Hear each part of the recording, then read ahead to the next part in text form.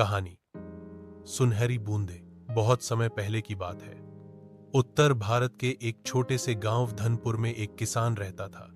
उसका नाम था रामू काका। रामू काका के पास थोड़ी सी जमीन थी और वही उसकी रोजी रोटी का सहारा थी।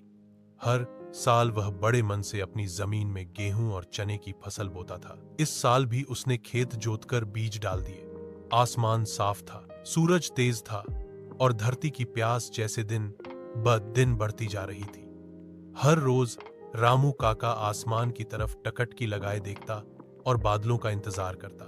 गांव के दूसरे किसान भी चिंता में थे। बारिश अगर जल्द न होती तो सारी फसल सूख जाती और पेट पालना मुश्किल हो जाता। बच्चों की पढ़ाई, घर की जरूरतें, सब कुछ खेत पर ही टिका था।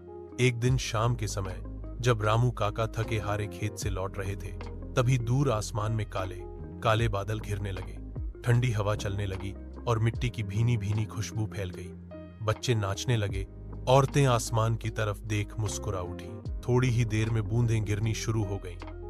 पहले हल्की हल्की, फिर तेज। पूरे गांव में जैसे जश्न का माहौल बन गया। खेतों की प्यास बुझने लगी और फसलें धीरे धीरे लहलहाने लगीं। कुछ हफ्तों बाद हरे भरे खेतों में सुनहरे बालियां लहराने लगी। रामू काका खेत में खड़े होकर कहने लगे, हे भगवान, तेरी माया अपरंपार है।